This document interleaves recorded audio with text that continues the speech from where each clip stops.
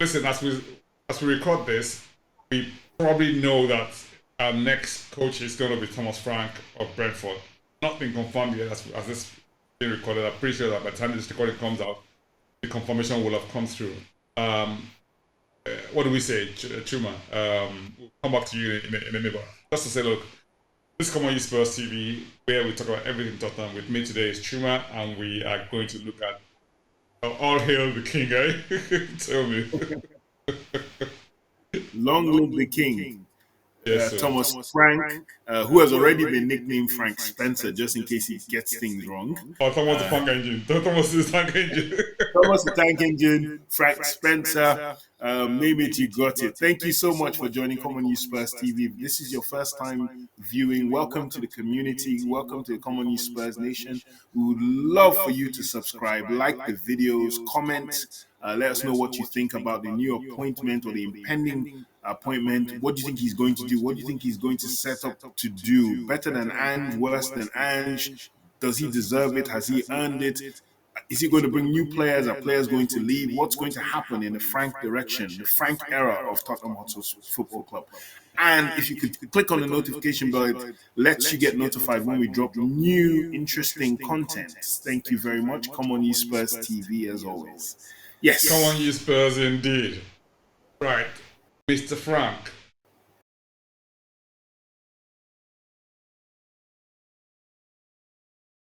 What? Fresh start, new face. Where does this leave us? I mean, are people going to sort of, embrace him as, and say, look, fine. And it's gone, step behind the team, regardless of what happened in terms of, all of the shenanigans around it.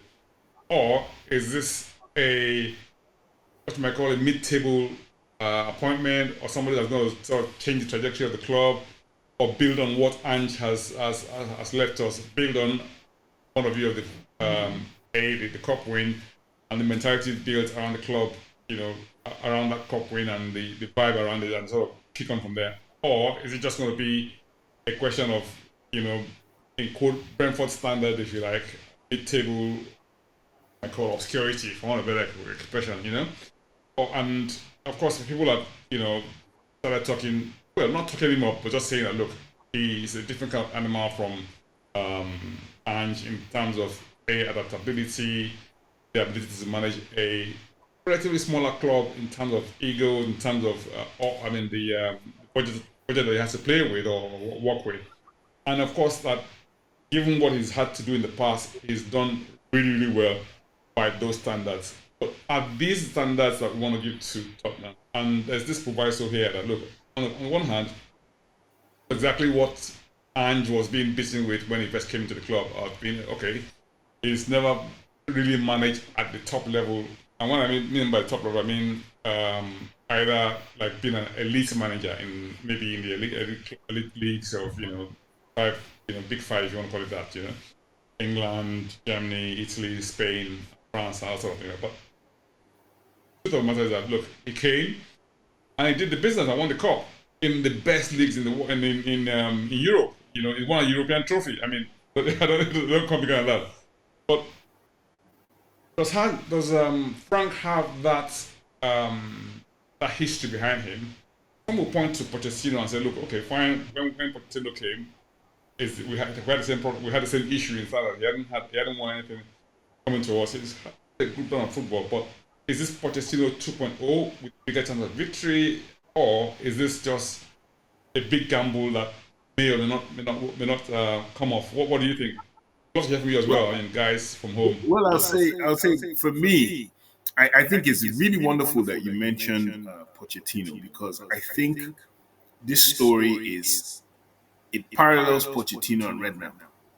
They both arrived at Tottenham at different points where Tottenham were needed a turn or changing the direction in different ways. Pochettino and Redknapp arrived. Now the difference with them is, how they say, what's that saying? The saying goes, when you start something and you fail, when you start again, you don't start from failure, you start from experience. So now Tottenham are no longer starting as a team that haven't won a trophy before. He is starting from a trophy winning standpoint. And I think that makes the difference. That's the distinction between him and Pochettino and him and Redmond. Those guys would have built better if Tottenham had won or Tottenham had a winning history. They would have jumped on board a winning history and done better, in my opinion.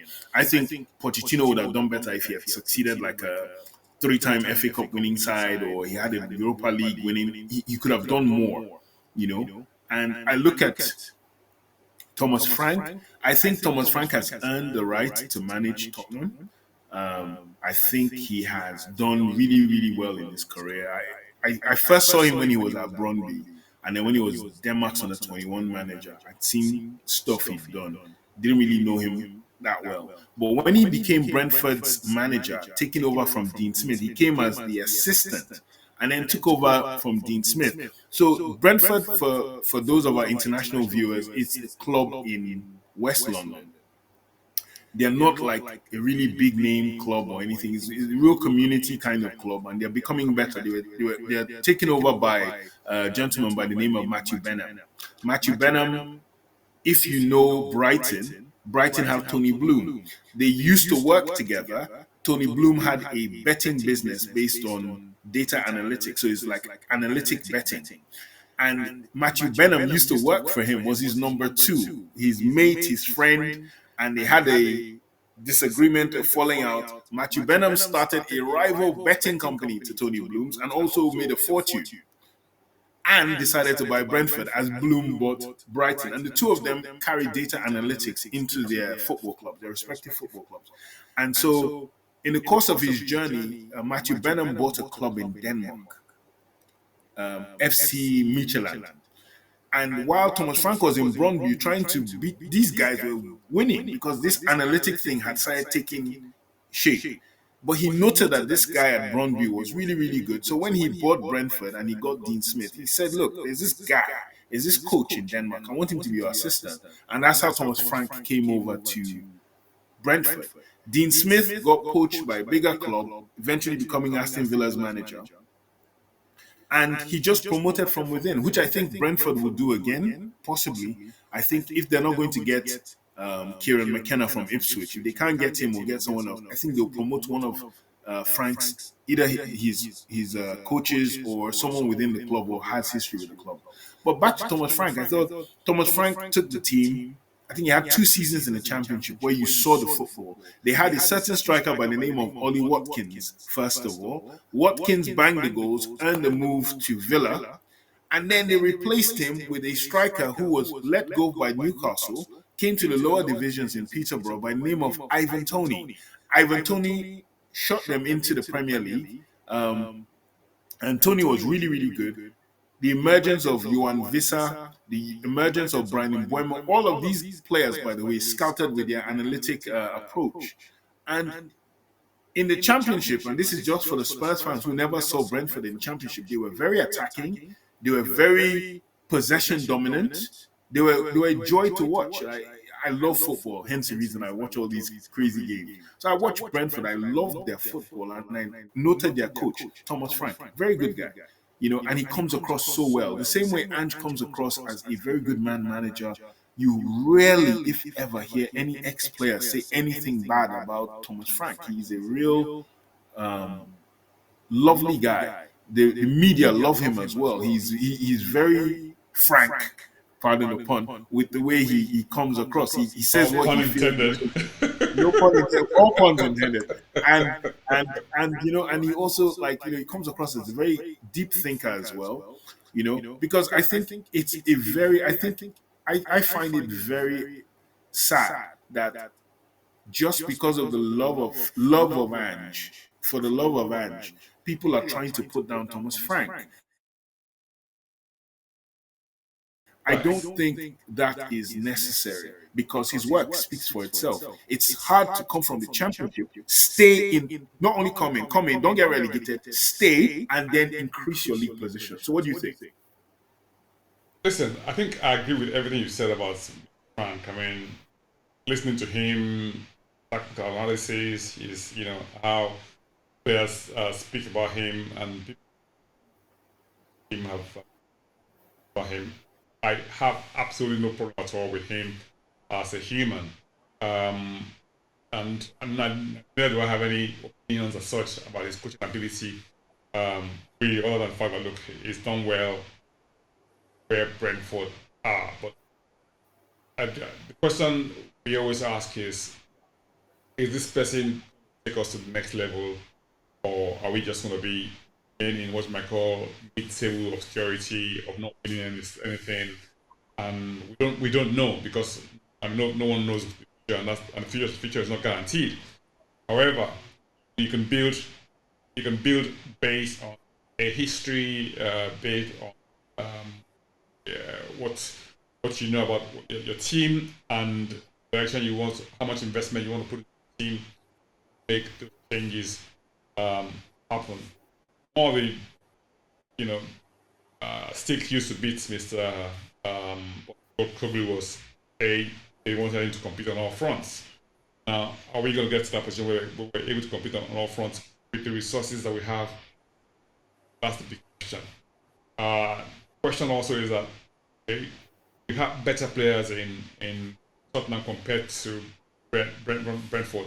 That's debatable. I mean, but obviously, if you want sort of pound for pound, I think really that players we have with Tottenham are probably better than those he had to work with. So he has a better crop of players to a reasonable job with us, given the fact that Bayern finished last season with the same group of players and a bit of improvements. So finished one, if you want to call it that, using and season one, season two, and anyway, is this season three or a new season one? You know, No, I don't know. it's season three, but like he said, he alluded to, sometimes they kill off the main character in season three and continue the show. Correct. So So yeah, season three the story is Tottenham. The story is not Ange. So hey, he was just the main character up to season two. So up to season two. right. So we've got a new main character now in season three. Is he going to improve on what we had last season and take us next level? I pray so. I sincerely pray so. And of course, I think so. I think so. yeah. And the reason I think so is because of the fact that it's like I said with Redknapp and Pochettino. When Are you're you a new acolyte? no, I'm not acolyte. I just think that when No, that's a joke. I mean, you guys. yeah, the acolyte joke is an in-house joke. But Yeah. I think I really believe that it's kind of like okay. I'll give you an example. When I moved, when I started my A levels in this country, I came from Nigeria, where literally 2 weeks before I arrived, I was using a log table. Now, some of you may or may not know what a log table is. You know, if you're young, you probably have no idea. If you're over a certain age, I'd say over 40, you know what a log table is if you do math. And I showed up for, I think I was doing either A level math or it was physics or something like that. And the teacher said, "Oh, you know, you guys are so lucky using these calculators. In my time, we use log tables." And I said, "Oh, I used the log table last week." And she looked at me like thinking I was lying. And she brought out this log table, and I did all the equations using the log table. She was like, and it was a case of by the time we got these super duper calculators at the time, it was amazing. When we now even moved on to using computers to solve the things, I went from doing technical drawing using a T-square and my A set square. set squares to doing computer aided design. It can't, It was like man.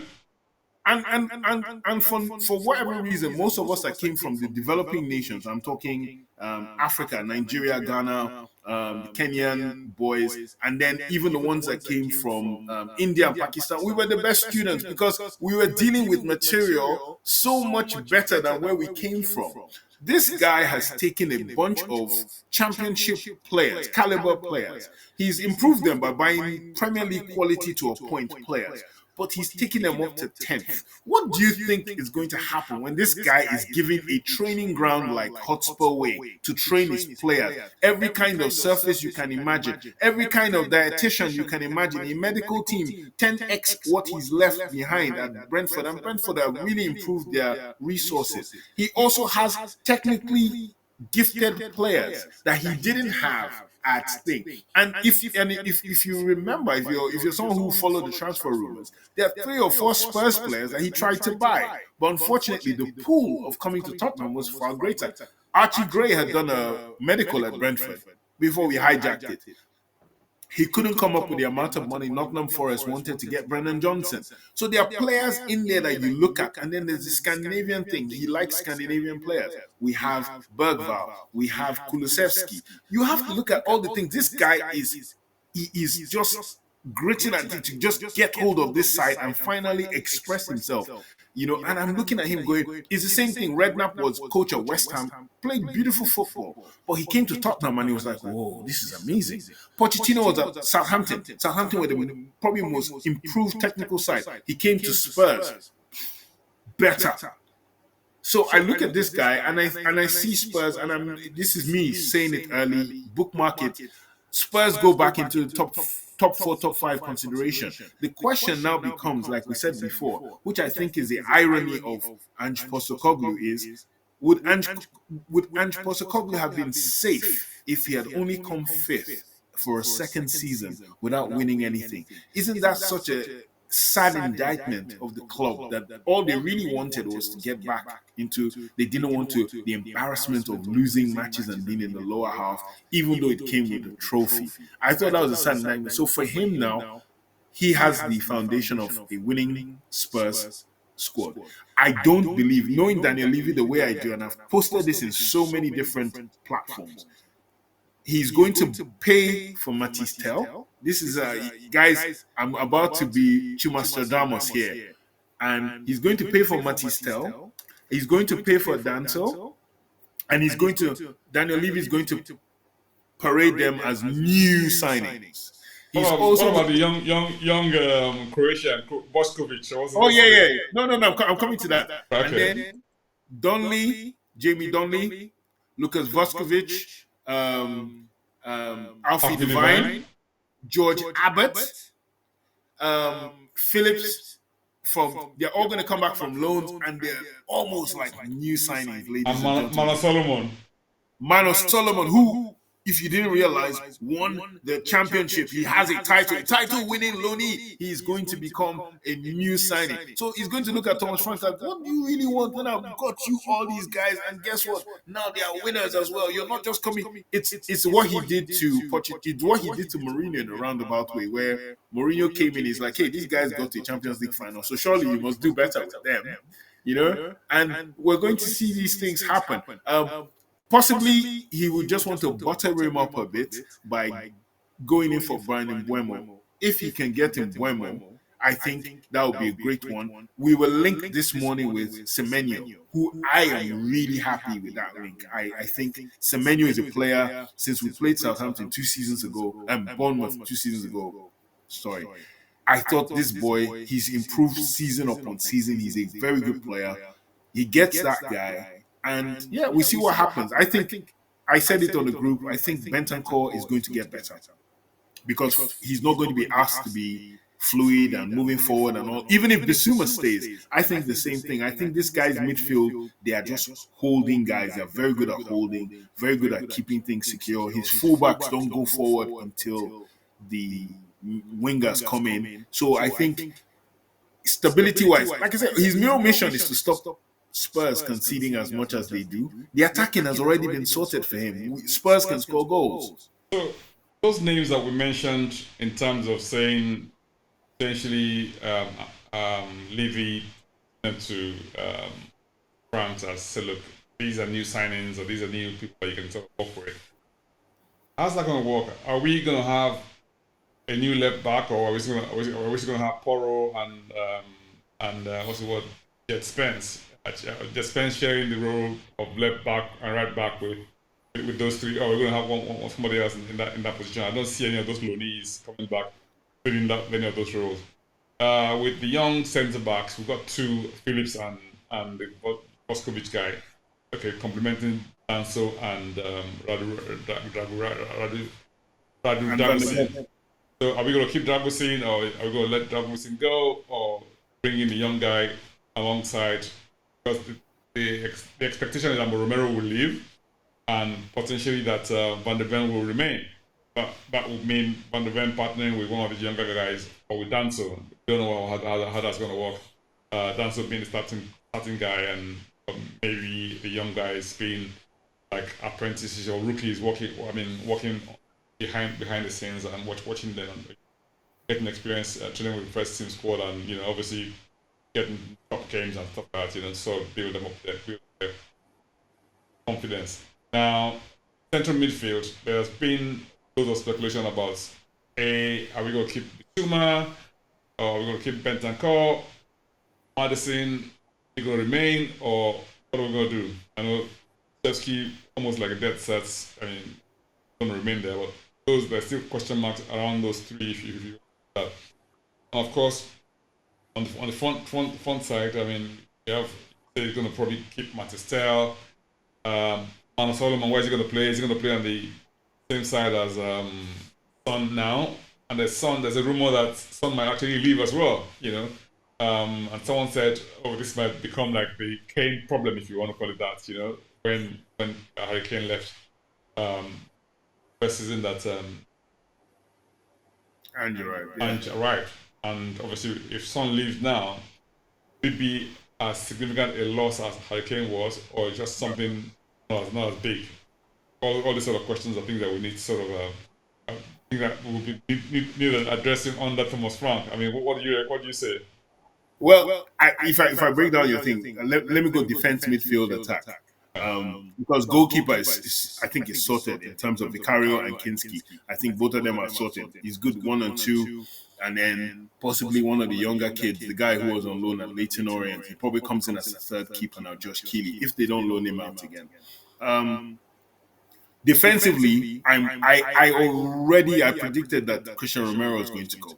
And Christian Romero was going to go regardless of if Ange stayed. And the reason why is because I think it's not merely just Romero wanting to leave, it's Romero's family.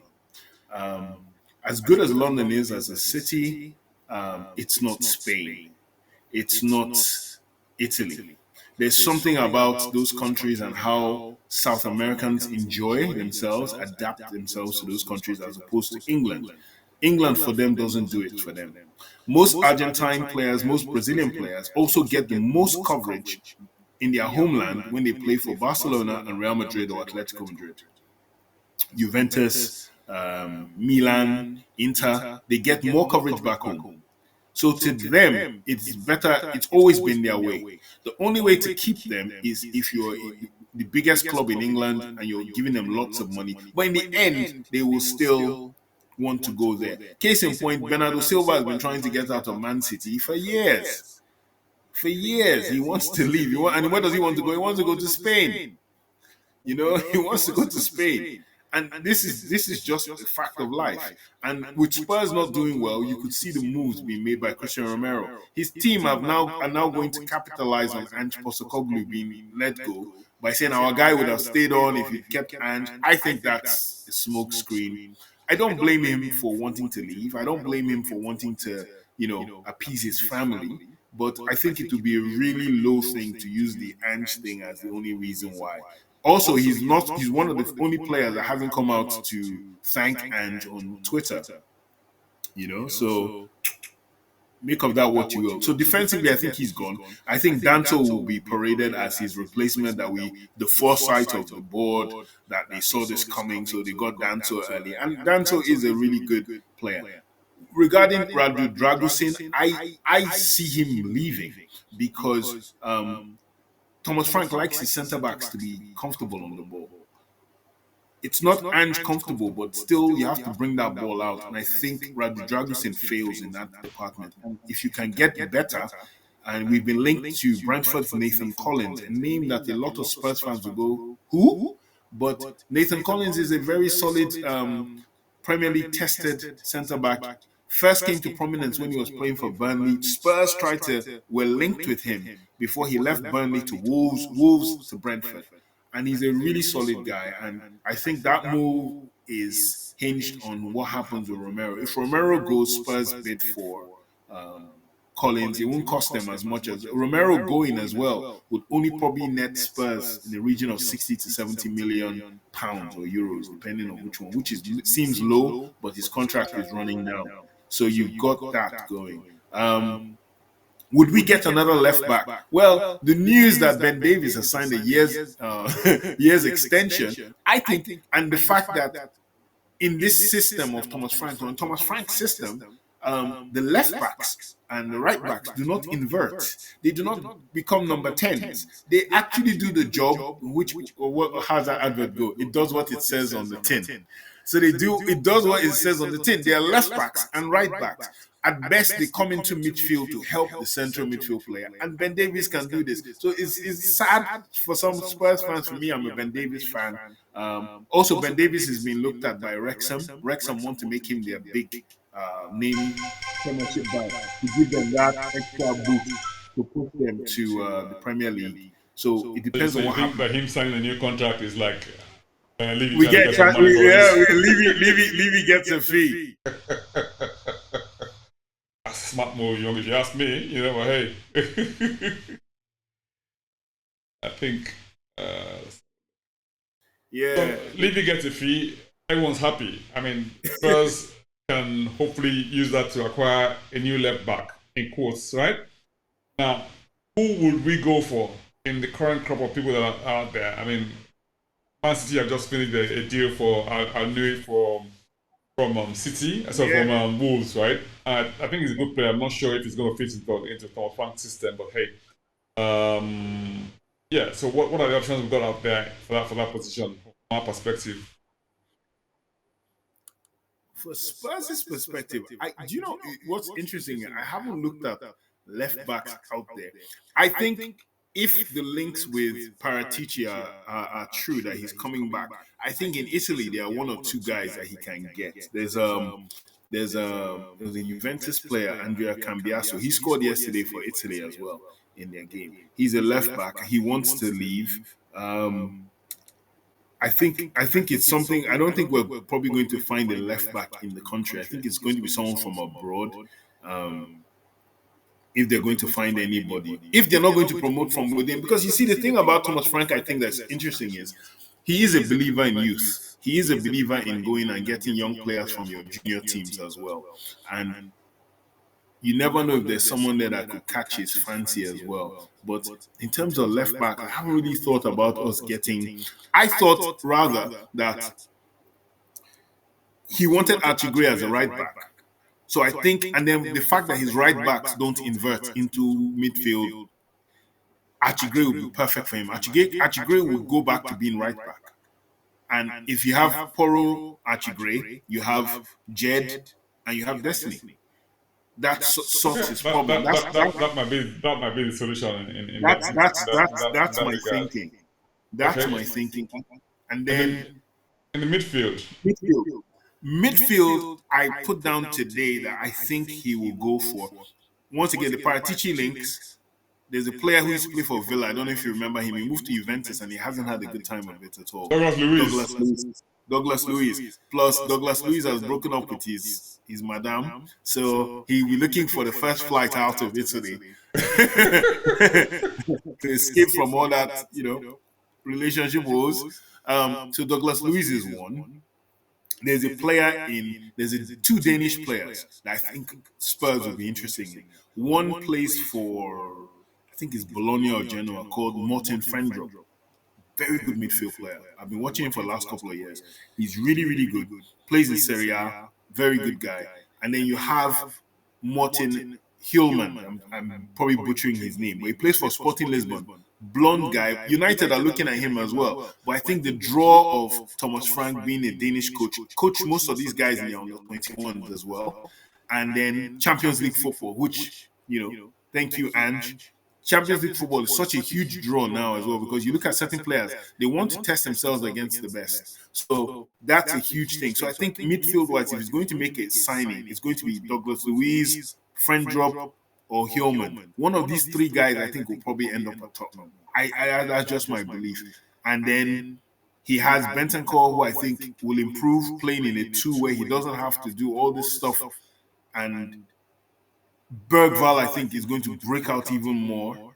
You have Divine coming back. I don't know if Divine is going to stay or Divine is going to get loaned out.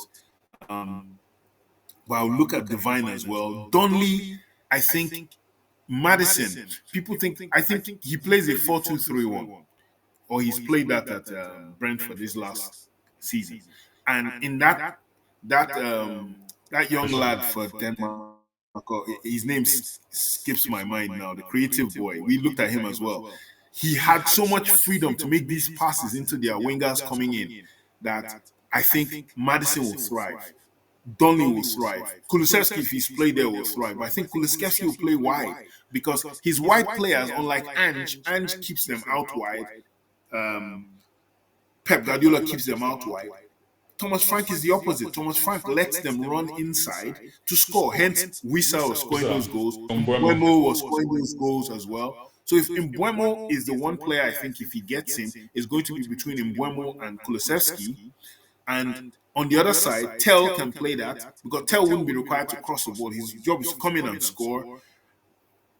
Dominic Solanke is going to be more worker-like than he was at Bournemouth, what he was last season, to a higher degree. His strikers come in to do the work and allow those two guys go in to score. So Brendan Johnson, I think, will also play. I think Brendan Johnson will play on the left side, not the right, because he'll use his right foot to come in and score.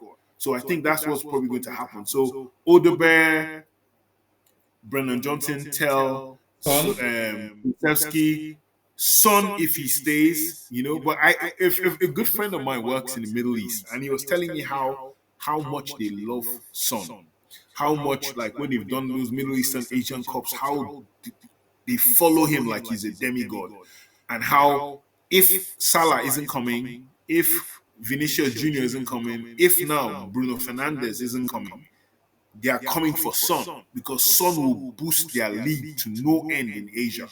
So the Saudis are willing to throw money, and I think Son has fulfilled what he said he was going to do. He's come to Spurs. He stayed 10 years. He's gotten off this trophy. He's a legend. I would love him to stay. Really would. I think, once again, he's another guy I think will thrive because if Thomas Frank shifts formation to a back three, he likes two people up front, a big striker and a little guy. And you remember the Kane Son axis. Son will just chop goals for free. So I look forward to this. I would really like I said, preseason is your first judge, and preseason also gives Thomas Frank the opportunity at his first trophy because everyone is already thinking it's a foregone conclusion that PSG will wipe the floor with Tottenham, and I'm saying in this world we don't know, but think about it. You just never know, do you? You just never know. If we go full Optimus and he wins the European Super Cup, he also gets the title monkey and trophy monkey off his own back. Absolutely. So it's a win-win in a sense. I mean, it's no point being negative about having a new coach in and support him as much as possible. The only thing I'm worried about is possibly the fan base, if you want to call it that, right? Because he loses a couple of games and they're on his back, and that's always been the issue, if you like. I mean, well, not a couple of games, but I mean. And if you go by his history, when he was at Brøndby, it took him about 7-8 games to get his first win. At Brentford, it took him about 6 or something like that to get his first win. So Spurs fans, will they be patient, to get that first win? And also, if you remember, Pochettino struggled as well to get, well, no, Pochettino won his games, and then he went on this lull where he didn't win for a while. What happens then? Like this fan base, so many of them are, I told you so. Microwave, let's get it now. So Ange wasn't good enough. And the funny part would be, seeing those same people who are now sort of gloating about Ange getting sacked, coming back to say, well, Ange did this. I'll be like, hey, you can't go back. Chief. You can't do that. I'm waiting for quite a few of them to now come out and don't let me write history here. Ange's first season was better than his first season. I say, no, you have no right to talk Ange anymore. That ship has sailed. Anyway, listen, guys, would love to hear from you. What do you think? Thomas Frank, is he a good signing for Tottenham? Is he going to work wonders, or is it just going to be another manager that comes and gets let go very quickly? Love to hear from you. And come on, you Spurs. Come on, you Spurs.